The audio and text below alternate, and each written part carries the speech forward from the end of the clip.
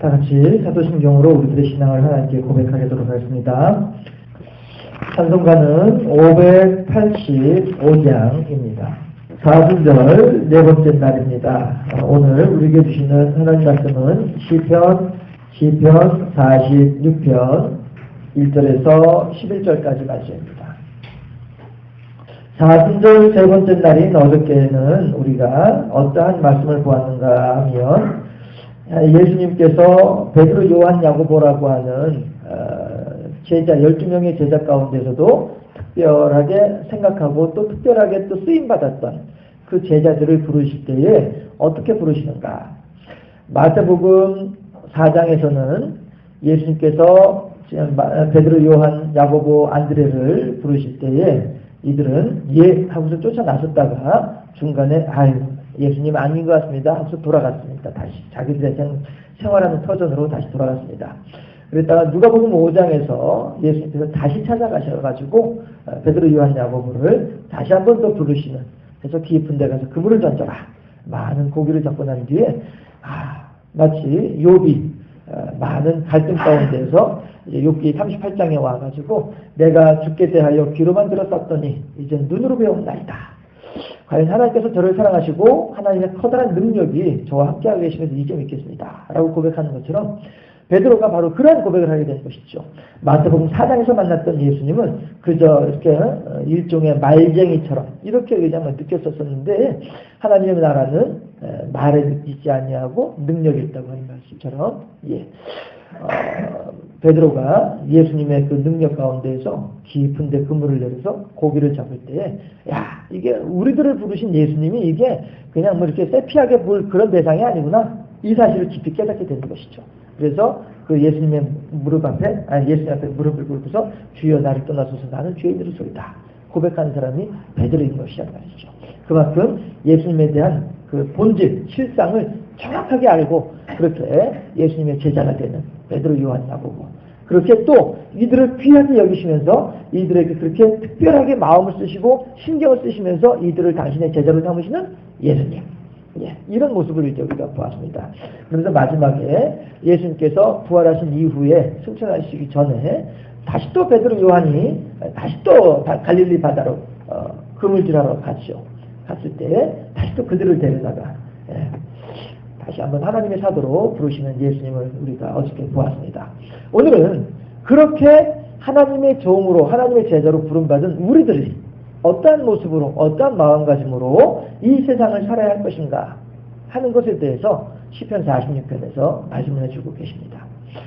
시편 46편 말씀은요, 우리가 그 배경이 있습니다. 배경되는 성경이 열왕기하 19장입니다. 열왕기하 19장에 어떤 내용이 나오는가 하면요, 사네립이라고 하는 우리가 잘 알고 있는 임금 있죠. 아수르의 임금이에요. 사네립이 북이스라엘을 쳐들어와서 이제 막 분탕질을 치고 이제 히스기야 있는 데까지 이제 막 쳐들어와가지고 히스기야가 다스리고 있는 남유다 왕국에까지 쳐들어와가지고 막 온갖 괴롭힘을 다 하고 막 이러고 있는 중이에요. 그런데 그때 히스기야 시대에 어느 선지자가 살고 있었습니까? 이사야가 살고 있었죠. 그 상황에서 사네립이 히스기야에게 편지를 씁니다. 편지 내용이 뭐예요? 너희들은 얼른 와서 그냥 항복해라. 너희 하나님이 어떻게 나를 이긴다고 하냐. 내가 섬기는 신이 얼마나 힘이 센데 너희 하나님은 결코 이기지 못하니까 얼른 와서 나한테 항복해라. 이런 내용으로 사네립이 편지를 써온 거예요. 그랬더니 우리가 잘 알고 있는 내용처럼 히스기야 임금이 그 편지를 보고 난 뒤에 오금이 저려가지고 덜덜덜 떠는 것이 아니라 도리어 그 편지를 가지고 하나님의 성전에 올라가서 제단 위에 딱 펼쳐놓고 주여, 이 사네립이라고 하는 이 인간이 이렇게 하나님께서 교만이 굴고 있습니다. 하나님 어찌하오리까? 그렇게 기도를 하죠. 그렇게 기도할 때 그 한밤중에 어떻게 해요? 오늘 시편 말씀에 의하면 새벽에 하나님께서 새벽에 어떻게 해요? 사네립 군대 18만 5천 명을 한꺼번에 그냥 하나님의 희한한 능력으로 싹 다 넘어뜨리고 마는 거예요. 그렇게 하니까 이제 사네립이 도망가죠. 도망가가지고 자기 고향에 가서 자기 집에 가서 거기서 이제 그래도 사람이 미련하거든요. 자기가 섬기는 신이 하나님에 의해서 졌음에도 불구하고 그럼에도 불구하고 이 우상 가운데 빠져있는 사람들의 어떤 그런 미련함이 있다 보니까 자기가 무엇을 잘못했는지는 모르는 거예요. 그리고 여전히 자기 집에 가가지고서는 또 우상에게 또 절을 하는 거예요. 아이고 신이시여, 나로 하여금 그 유경 가운데서 편안하게 이렇게 집에 오게 하시니 감사합니다. 뭐 이런 내용으로 아마 제사를 지냈겠죠. 그 제사를 지내는 중에 아들 2명이 와가지고 옆으로다 칼을 찌르고서 도망을 가는 거예요. 그런데 사내립이 죽어요. 네. 자, 이러한 열왕기하 19장의 이러한 배경을 가지고 있는 것이 오늘 시편 46편 말씀이다라고 하는 것이에요. 그 내용을 제가 지금 간략하게 사내립과 히스기야가 어떻게 대결했고 하나님께는 어떻게 히스기야로 하여금 이기게 하시고 하셨는가 하는 내용들을 생각을 하면서 우리가 1절부터 한번 말씀을 보도록 하실까요? 이것부터 하도록 하겠습니다. 히스기야가요, 전쟁을 하기 위해서 성 안에 이제 적군들이 와서 성을 포위를 하잖아요. 그렇죠? 그러면 참 힘든 게 뭐냐면 성 안에 물이 떨어지면은 어려워집니다. 성 안에 물이 떨어지게 되면요.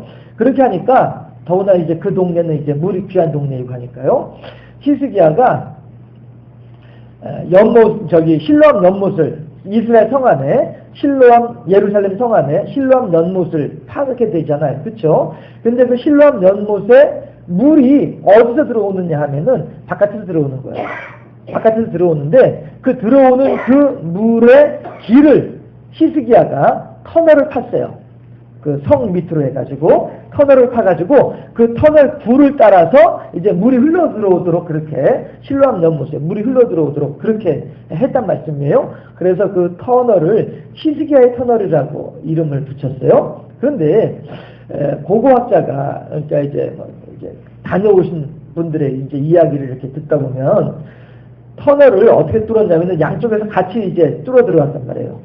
성 안쪽에서 파 들어가고 성 바깥에 시냇물에서 이제 파 들어가고 이렇게 양쪽에서 파 들어갔는데 파 들어가면서는 어떻게 파냐면 이제 요즘 같은 어떤 그런 그 기술이 발달한 건 아니고 하니까 저쪽에서 들려오는 소리를 듣고서 그 소리가 들리는 방향으로 불을 파 들어가는 거예요.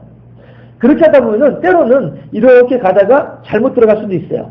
잘못 들어갔다 싶으면은 다시 또 와가지고 여기 잘못 꺾어진 그 부분부터 다시 또 파기 시작을 하다 보니까 물론 만나긴 만났지만 중간중간에 골목이 생겼어요. 그런데 그 골목이 막다른 골목들이에요. 그래서 이렇게 가다가 어느 잘못 들어갔다 생각되더라도 걱정할 필요가 없는 것이 들어가다 보면 막힌 곳이 있어요. 막힌 곳이 있으면 다시 돌아 나와가지고 다시 또 그 옆에 길로 가면은 올바르게 가는 거예요.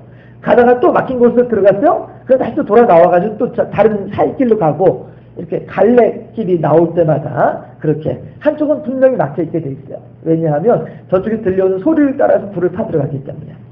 히스기야 터널이 그렇게 형성이 되어 있습니다. 그래서 결국에는 양쪽에서 타들어오던 곳이 이제 만나가지고 물이 연결돼가지고 예루살렘 성 안에 실로암 연못으로 이제 물이 흘러 들어가도록 하는 그런 일들을 히스기야가 전쟁을 위해서 준비를 했습니다.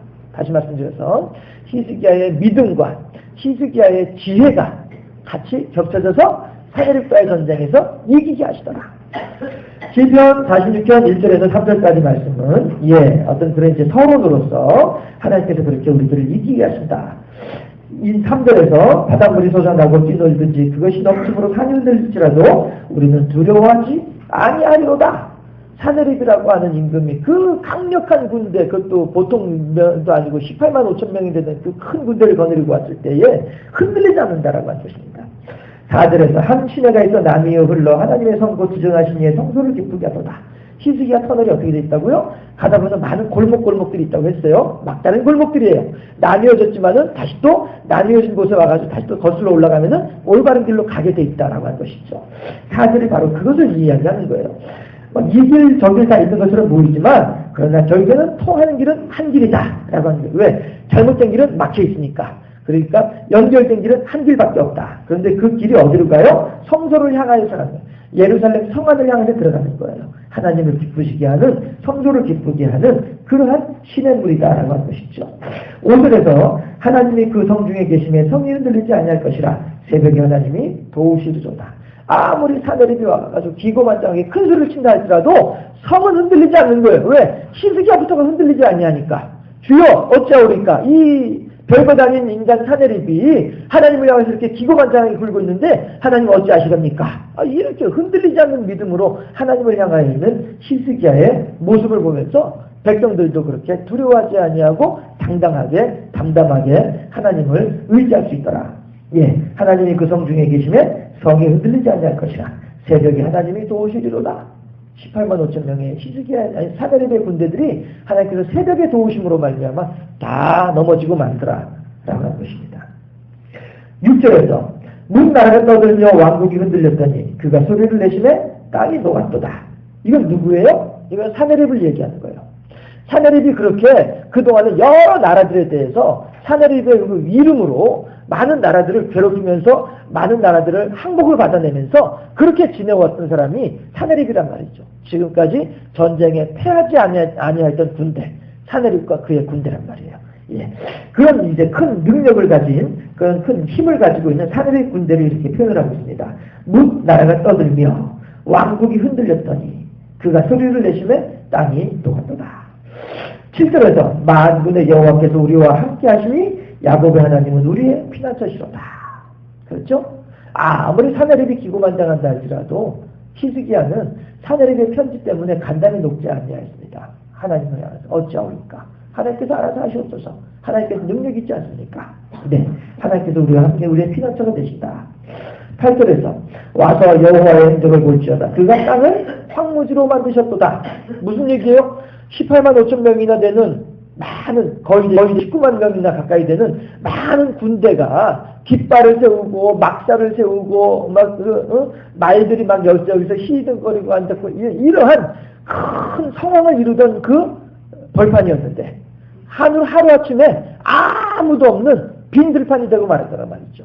남아있는 건 뭐밖에 없어요? 시체밖에 안 남아있는 그런 황무지가 되고 말았더라. 사람의 힘으로 한 것이 아니라고 하는 것이죠. 그가 땅을 황무지로 만드셨도다. 네, 9절에서 그가 땅끝까지 전쟁을 쉬게 하시며 그렇죠. 예, 사내립으로 하여금 자기 고향으로 돌아가게 만들었으니까 자기 나라로 돌아가게 만들었으니까 그 위명을 떨치던 군대들은 싹 다 없어져 버리고 벌판에다 시체로 널브러져 있고 자기 혼자서 몇몇 부하들만 데리고 겨우 몸 하나 살려가지고 구해가지고서 돌아가 버리고 말았으니까 히스기야의 믿음 하나 때문에 이스라엘만 평화로워지는 것이 아니라 그 주변에 있는 다른 나라들까지도 다 평화로워지더라라고 하는 것입니다. 그가 땅끝까지 전쟁을 쉬게 하시며 예, 활을 꺾고 창을 끊으며 수레를 불사르신도다. 활이고 창이고 수레고 다 뭐예요? 전쟁에 필요한 내용 물건들이잖아요. 전쟁 물자들을 다 필요 없게 만들어버리더라 하시는 거예요. 10절에서 이르시기를 너희는 가만히 있어 내가 하나님 됨을 알지어다. 그렇게 이제 히스기야가 하나님을 향해서 기도할 때에 이사야 선지자였나요? 아무튼 얼른 그 이름이 기억이 안 나네요. 아무튼 어느 선지자가 나타나가지고 히스기야와 그 백성들을 향해서 걱정하지 마시오.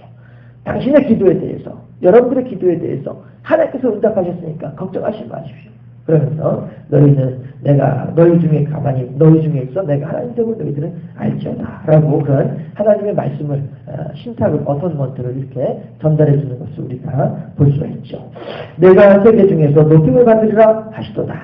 지금 당장은 사내립이 자기가 섬기는 신이 최고인 것처럼 그렇게 이야기를 하고 주변에 있는 여러 나라들도 그렇게 생각을 하고 있었지만 내가 오늘날 하루 새벽에 그냥 그 모든 사내립과 그의 군대들을 없앰으로 말미암아 모든 주변에 있는 모든 나라들조차도 사내립과 그의 신보다 히스기야와 그의 신이 훨씬 더 힘이 세구나. 이 사실을 알게 하겠다. 예, 그 얘기죠. 내가 세계 중에서 높임을 받으리라 하시도다. 11절에서 만군의 여호와께서 우리와 함께 하시니 야곱의 하나님은 우리의 피난처시로다. 네. 그렇습니다. 하나님께서는요 그렇게 베드로를 요한과 야고보를 당신의 종으로 삼으셨습니다. 그리고 그렇게 하나님의 종으로 세움받은 우리들이 이 세상을 어떠한 마음가짐으로 어떠한 자세로 살아가야 할 것인가 이것을 우리들에게 말씀해주고 계시다 하는 것입니다. 이런저런 소식들이 들려올 때마다 우리들의 마음이 흔들흔들 할 수 있을 것입니다. 칼빈이 하는 이야기가 새가 내 머리 위에 맴도는 것은 내가 어찌할 수 없다. 그러나 그 새가 내 머리에 둥지를 틀게 내려앉게 할 수는 없다. 이렇게 이야기를 해요. 그 말의 의미가 뭐냐면 내게 있어서 한순간 걱정과 근심의 생각들이 떠오르는 것, 이건 어쩔 수가 없다. 내 머리 위에서 맴도는 것, 이것은 어쩔 수가 없다. 그러나 그 새가 내 머리에 내려앉게 할 수는 없다. 내 머리 위에 둥지를 틀게 할 수는 없다. 그 걱정거리가 나를 덮을 수는 없다라는 것이죠. 걱정의 소식이, 어떤 어려운 소식이 들려오는 것은 내가 어찌할 수가 없어요. 그렇지만 그것 때문에 내가 간담이 높고 내가 낙심해가지고 쓰러지고 아이씨 나 교회 안 다녀, 이런 마음, 이런 나약함은 우리들이 가지지 말아야 되겠다라고 한 것을 이야기하는 것이, 새가 내 머리 위에 맴돌게 할 수는 있다. 그러나 내 머리에 내려앉도록 할 수는 없다 하는 말씀의 의미가 그 내용이거든요. 오늘 히스기야에게 사내립이 편지 보내는 건 어쩔 수가 없어요. 그러나 그 편지를 가지고서 어떻게 하면 좋지? 우리 큰일 났네. 다 죽었네? 걱정하지 않는다는 거죠. 새가 내 머리 위에 맴돌게 할 수는 있다. 그러나 내 머리에 내려앉게는 할 수 없다. 이 말을 우리들이 깊이 한번 생각을 해볼 필요가 있을 것 같고요. 하나님의 종으로 부름받은 우리들이, 하나님의 사람으로 세움받은 우리들이 어떠한 마음가짐으로, 어떠한 자세로 이 세상을 살아갈 것인가에 대한 분명한 해답을 우리들에게 주고 계시다 하는 것입니다. 예수님께서 이 땅에 죄인들을 위한 십자가로 이 땅에 오셨습니다. 그래서 우리들은 그 예수님을 향하여서 참으로 큰 죄인인 것을 고백하고 있습니다. 그럴 때에 하나님께서 그러한 우리들을 당신의 종으로, 당신의 제자로 세워주십니다. 그리고 이제 우리들로 하여금 당당하게 이 세상을 믿음 가운데에서 담대하게 살아내라라고 우리들에게 말씀하고 계신 줄로 믿습니다. 이 시간에 함께 기도할 때에 하나님, 주님의 도우심으로 승리하는 삶을 살게 하여 주시옵소서. 또한 오직 히스기야처럼 하나님만을 기쁘시게 하는 삶을 살게 하옵소서. 주님의 도우심으로 승리하는 삶을 살고, 승리하는 삶을 통하여서 오직 하나님만을 기쁘시게 하는 삶을 살게 하옵소서. 두 가지 제목으로 함께 주여 한번 하면서 통성으로 기도하고 제가 마무리하면서 마치도록 하겠습니다. 주여 한번 하면서 기도합니다. 할렐루야. 좋으신 아버지 하나님 감사합니다.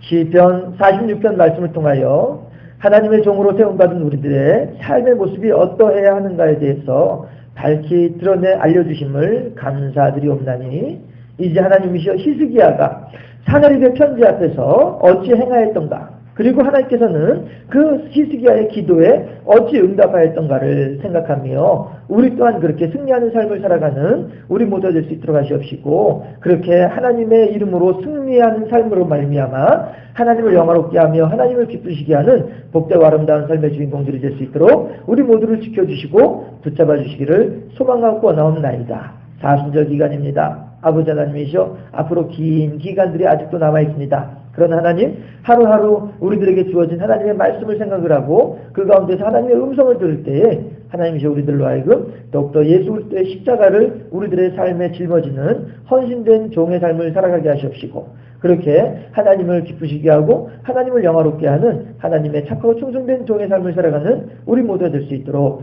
주의 인도하시고 역사하여 주시기를 소망하고 원하옵나이다. 그래서 우리 앞에 다가오게 될 부활의 아침에 더욱더 큰 기쁨과 더욱더 큰 감사로, 하나님을 향한 더욱더 큰 사랑으로, 더 복된 성령의 충만함으로 하나님께 영광 돌려드리는 아름다운 우리의 삶이 될 수 있도록 주여 지켜주시고 붙잡아 주시옵소서. 1,000번째 예물로 하나님께 영광 돌려드리오니 주여 기쁘시게 받아주시며 예물을 통하여서 우리들의 삶이 더욱더 복되고 아름다운 삶이 되며 하나님을 영화롭게 하는 삶이 될 수 있도록 주여 인도하여 주시옵소서. 감사하고 예수 그리스도 이름으로 기도드리옵나이다. 아멘.